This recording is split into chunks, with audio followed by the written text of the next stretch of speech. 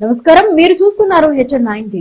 తిరుపతి జిల్లా వాకాడు మండలంలోని Balireddypalem JP high school నందు ఆ పాఠశాల ప్రధానోపాధ్యాయురాలు జేవీఎస్ లక్ష్మి ఆధ్వర్యంలో జాతీయ వినియోగదారుల హక్కుల కమిషన్ రాష్ట్ర కమిటీ ఏర్పాటు చేసిన జాతీయ వినియోగదారుల దినోత్సవం 2023 అవగాహన కార్యక్రమం నిర్వహించారు. ఈ కార్యక్రమానికి ముఖ్య అతిథులుగా వైఎస్ఆర్సీపీ సీనియర్ నాయకులు వాకాడి సొసైటీ చైర్మన్ కొడలూరు భక్తవత్సల్ రెడ్డి, మండల తహసీల్దార్ నరసింహారావు, ఎంపీడీఓ గోపీనాథ్, వైసీపీ నేత మారంరెడ్డి కిరణ్ కుమార్ రెడ్డి పాల్గొన్నారు. ఈ సందర్భంగా భక్తవత్సల్ రెడ్డి మాట్లాడుతూ వినియోగదారుల హక్కులు మరియు బాధ్యతల గురించి మరియు అవగాహన కోసం వినియోగదారుల రక్షణ చట్టం 1986 రూపొందించబడిందని అన్నారు. వినియోగదారుని హక్కులపై అవగాహన లేక రైతులు నకిలీ విత్తనాలు, నకిలీ పురుగుమందులు వంటి వాటిని వినియోగిస్తూ నష్టానికి గురవడంతో పాటు చిన్నపిల్లల నుంచి జనాభాలో 95% మంది ప్రతిరోజు నష్టపోయి హక్కులను కోల్పోవాల్సి వస్తుందని అన్నారు. అనంతరం ఎంపీడీఓ గోపీనాథ్ మాట్లాడుతూ ఏదైనా వస్తువు కొనుగోలు చేసినప్పుడు వినియోగదారుడు ఆ వస్తువు యొక్క ముగింపు తేదీ మరియు ఎంఆర్పీ వంటి విషయాలపై జాగ్రత్త వహించాలన్నారు. ప్రతినిధుల సేవలను ప్రజలు వినియోగించుకోవాలని కోరారు. అనంతరం పాఠశాల విద్యార్థులతో కలిసి బాలిరెడ్డిపాలెం పురవీధుల్లో అవగాహన ర్యాలీ నిర్వహించారు. ఈ కార్యక్రమంలో కన్స్యూమర్ కమిషన్ రాష్ట్ర పరిశీలకులు తిరుమలశెట్టి కోటేశ్వరరావు, నెల్లూరు జిల్లా ప్రధాన కార్యదర్శి దీవి అనంతబాబు, పాఠశాల విద్యార్థులు తదితరులు పాల్గొన్నారు. ఏదైనా వినియోగించేటువంటి వాళ్ళు ఈ సృష్టి మీద ఉన్నటువంటి ప్రతి వ్యక్తి ఉదయం నిద్ర లేచిన మొదలుకొని మనం పడుకునేదాకా ఏదో ఒకటి వినియోగిస్తాం. మీరు తినే చాక్లెట్, మీరు తినేటువంటి భోజనం అట్ట కొంత ఉపయోగిస్తాం. ఒక రైతు ఉన్నాడు, ఆ రైతు ఉదయం లేస్తే ఎరువులు చల్లుతాడు, పురుగు మందులు తన పంటకేస్తాడు, విత్తనాలు తీసుకుపోతాడు. అది ఆయన పని. ఒక రోజు పోయి మందులు కొంటాడు. మీరు ఆదివారం వచ్చింది సినిమా హాల్కు పోతారు, సినిమా హాల్లో టికెట్ కొంటారు, బస్సు ఎక్కుతారు, బస్ టికెట్ కొంటారు, విమానం టికెట్ కొనే వాళ్ళు ఉంటారు, రైలు టికెట్ కొనే వాళ్ళు ఉంటారు. వీళ్ళంతా వినియోగదారులు. అంటే ఉదయం లేచి మనం పొందేటువంటి ఏ ప్రయోజనమైన ఒక కొనడం ద్వారా కొంత వస్తుంది. ఇంకొకటి ఉంది, కొన్ని సేవలు. ఇప్పుడు ఎంఆర్ఓ ఆఫీస్ ఉంది. ఎంఆర్ఓ ఆఫీస్ లో ఒక సర్టిఫికేట్ తీసుకునేదానికి మనం మన సచివాలయంలో 10 రూపాయలు 15 రూపాయలు ఒక సర్వీస్ పొందేదానికి, అంటే ఒక సేవ పొందేదానికి, నీకు కావాల్సినటువంటి ఒక ఇన్ఫర్మేషన్ పొందేదానికి 10 రూపాయలు కడతాం. అది కూడా ఆ సేవ కూడా ఒక వినియోగమే. దాన్ని కూడా మనం వినియోగించుకుంటున్నాం. అంటే ఉదయం లేచిన మొదలు మనం ఒక వినియోగదారుడిగా మనం ఇతరుల నుంచి 1 రూపాయి మొదలుకొని 1 కోటి రూపాయల దాకా మనం చెల్లించి పొందేటువంటి వస్తువు గాని ఆ సేవ ద్వారా గాని ఉండేటువంటి లోటుపాట్ల పరిరక్షణకు జరుగుతున్నటువంటి కార్యక్రమం ఈ కార్యక్రమం. అంటే ఉదాహరణ, గతంలో మార్కెట్ అంటే ఉదయం నిద్ర లేచిన మొదలుకొని వ్యాపారస్తులు అంటారు. ఆ వ్యాపారస్తులు ఈ మనం పండించేటువంటి ఉత్పత్తులు కానివ్వండి, మనం తయారు చేసేటువంటి వస్తువు కానివ్వండి, అవన్నీ వ్యాపారస్తులు కొంటారు. అక్కడ వ్యాపారస్తులు కొనేటప్పుడు నేను ఒక రైతుగా నేను ఒక పుట్టి ఒట్లు అమ్మాలంటే నా ఇష్టం కాదు, వ్యాపారస్తుడి చేతిలో ఉంటది. ఆయన వీలైనంత తక్కువ కొనుగోలు చేస్తాడు, నేను నీకు తప్పదు. కానీ నా వస్తువునే కొని దాన్ని దంపిస్తాడు, ఒడ్లను బియ్యం చేస్తాడు. అది అమ్మేటువంటి క్రమంలో ఆయనకుంటుంది అన్నమాట హక్కు. ఆయన ఎంత కమ్మితే అంతే. ఇటువంటి లోటుపాట్లు ఉన్నాయి ఈ మార్కెట్లో. వీటన్నిటినీ దృష్టిలో పెట్టుకుని దీంట్లో అంతిమంగా ఇబ్బంది పడుతుండేవాడు వినియోగదారుడు, అమ్మకదారుడు కూడా.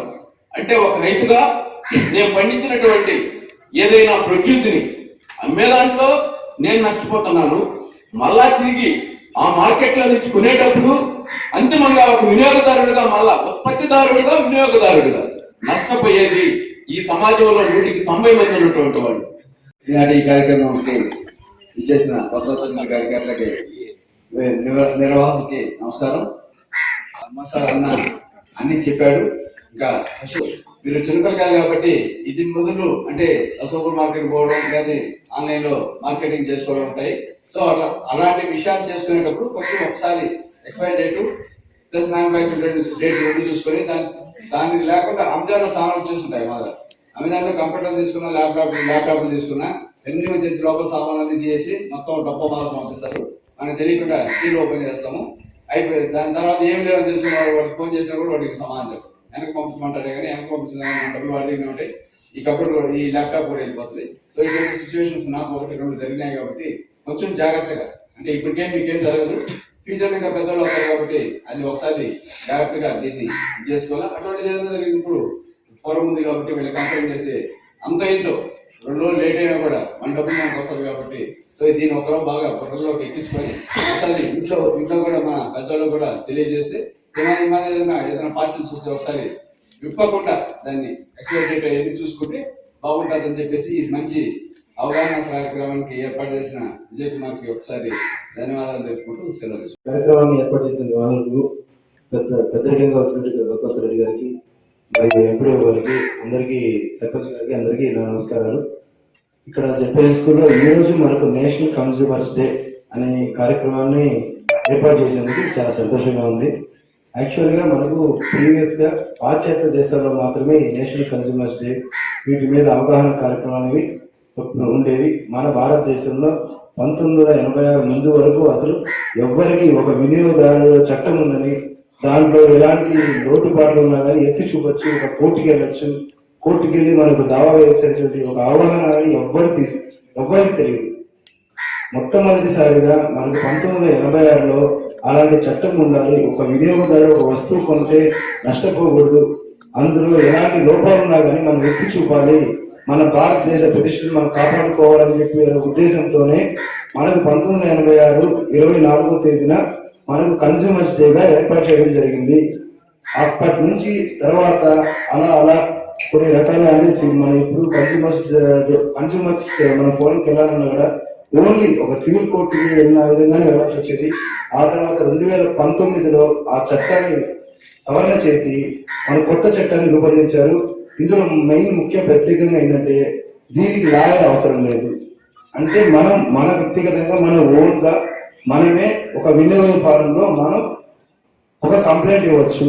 అది చిన్న లేదు పెద్ద లేదు, 10 కోట్ల దాటి అంటే 50 crores దాటి ఉన్నంత వరకు కూడా మనం దానికి కంప్లైంట్ ఇవ్వచ్చు. మాక్సిమం 7,500 రూపీస్ మనం కలెక్ట్ చేస్తారు. 10 crores పైన ఉన్న వాటికి 7,500 వరకు ఫీజు కలెక్ట్ చేస్తారు. కాబట్టి ఏ వ్యక్తి అయినా కానీ మనం కంప్లైంట్ చేయడానికి అర్హుడే. ఇవన్నీ రాకపోతే మమ్మల్ని సంప్రదిస్తే ఆ వినియోగదారుని కంప్లైంట్ తీసుకొని మేము కోర్టుకి ఫిర్యాదు చేయడం జరుగుతుంది. అదేవిధంగా గ్యాస్ నిర్ధారించిన ధర కంటే ఎక్కువగా గ్యాస్ అమ్మినప్పుడు, అంటే గవర్నమెంట్ నిర్దేశించిన ధర ఉంటుంది, వాళ్ళు కిలోమీటర్ చొప్పున మనం డిస్ట్రిబ్యూట్ చేసేటప్పుడు దానికంటే అదనంగా తీసుకుంటారు. దానిపై కూడా మనం కేసు తీసుకునే అవకాశం ఉంది. అదేవిధంగా ప్రతి ఒక్కటి ఆర్ఎంపీ డాక్టర్లు వైద్యం చేయకూడదు. కానీ ఇవన్నీ నిబంధనల ప్రకారం పడితే ఏ పని చేయలేదు. కానీ కొంతమేరకు నిజంగా మనం దీన్ని నష్టపోయాము అని భావించినప్పుడు మాత్రమే మనం ఫిర్యాదు తీసుకోవడం జరుగుతుంది. అదేవిధంగా మేము ఇక్కడ నేను ఒక్కడే నియమించుకుంటాను రాష్ట్ర వ్యాప్తంగా ఫస్ట్లో ఈ ఏరియాకి ఒక్కడే ప్రోగ్రాం చేయలేము అని నేను మా వినియోగదారుల జాతీయ కమిషన్కి అభ్యర్థించినప్పుడు సహాయకులుగా 2 వ్యక్తుల్ని నియమించింది. ఒకటి పరిశీలకులుగా కోటేశ్వరరావు గారిని, నెల్లూరు జిల్లా ప్రధాన కార్యదర్శిగా మన స్వామి అనంతబాబు గారిని చేశాము. మా ముగ్గురు సమక్షంలో మీ దగ్గర నుంచి ఎలాంటి ఫిర్యాదు వచ్చినా ఇదే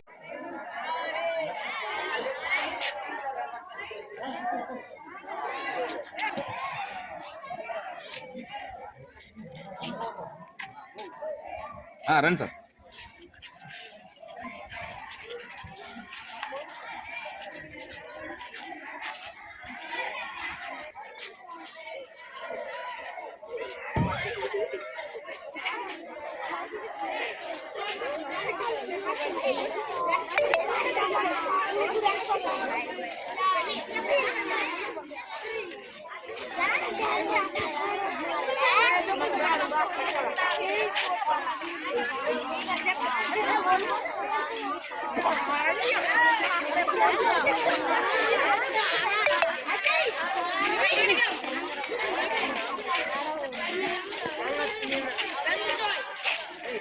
మరిన్ని అప్డేట్స్ కోసం మన HN9 టీవీ ఛానల్ ని సబ్స్క్రైబ్ చేసుకోండి.